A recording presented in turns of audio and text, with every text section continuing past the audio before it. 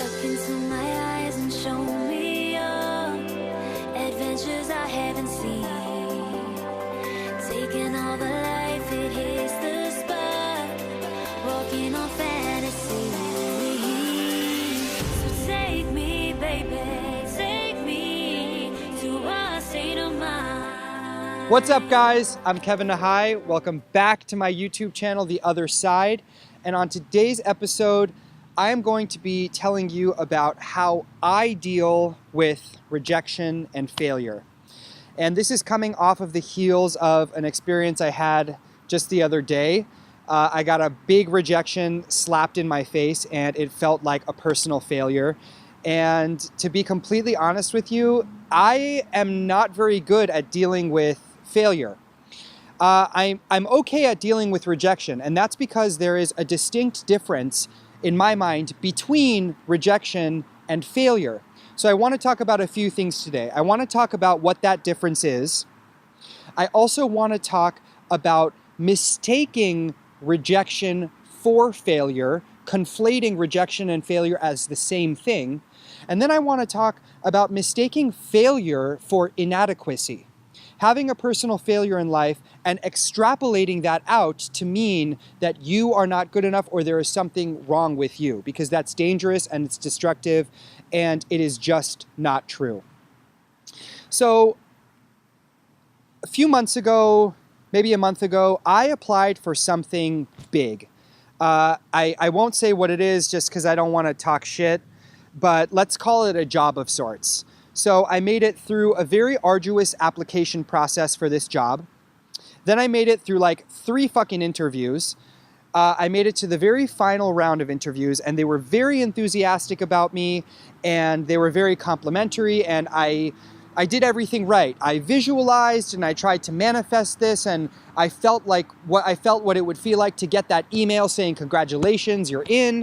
And then lo and behold, after the final round of interviews, I got an email saying that I have been dropped from this process, that I didn't get it, and I was a wreck. I cried to my dad about it. I basically stayed in bed for like 10 hours and, I was really, really upset. I just moped and I sulked and I called my friends and kind of vented to them. But I asked myself a question, which is, am I upset about this because I was rejected? Because this selection committee of 8 people that I don't know and that really know nothing about me were telling me that what I have to offer is not what they want? Or was I upset about this because it feels like a personal failure? And there's a very important difference. When somebody rejects you, they are telling you that in their opinion, for what they are looking for what they want, you're not the match. And that can feel like a personal blow. That can feel like an attack on your character. When the truth is that person, who the fuck are they? They don't know you. They are looking at you through a lens that has nothing to do with you.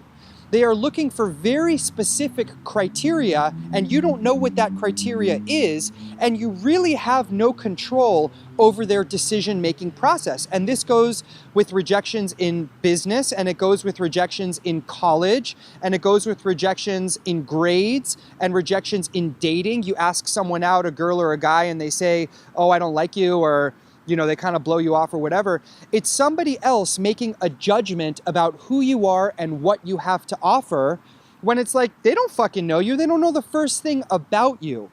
So luckily, over the years, I've been able to build up my self-confidence to the point where I'm not upset about somebody or something rejecting me. The reason I was so upset about this job that I applied for is that to me, it felt like a personal failure. It felt like I set out this goal, that there's this thing I want to accomplish, and I failed at it. I felt like I let myself down. I felt like I did something wrong. But I challenged myself, and I'm challenging you, if you're ever in this situation, to ask yourself, is that really a failure? Or are you mistaking this failure for some kind of inadequacy?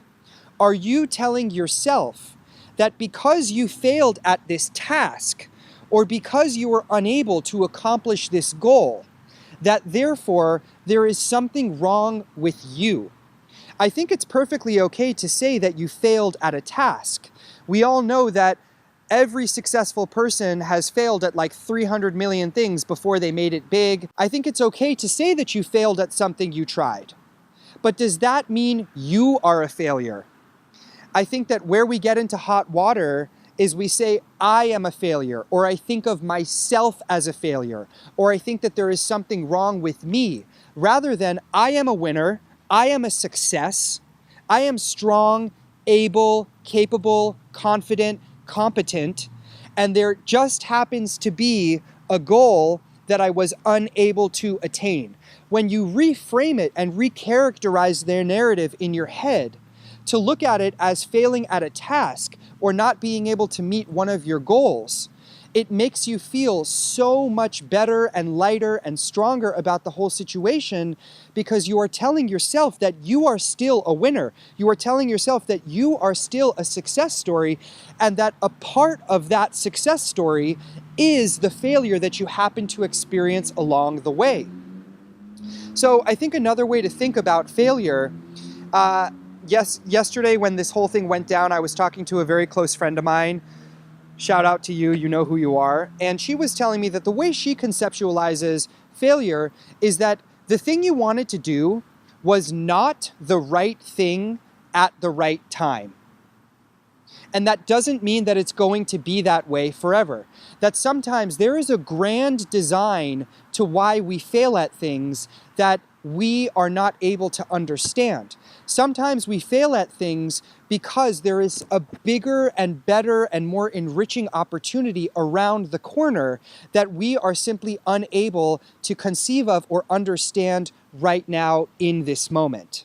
And that was a super helpful way for me to think about it, because that instilled in me hope and faith that though I failed at this particular thing, and though that rejection stung a little bit, for all I know, tomorrow or next month or next year, I might fall upon an opportunity that's like, hell, why was I even tripping about that other thing? This thing is so much bigger and it's so much more right for me.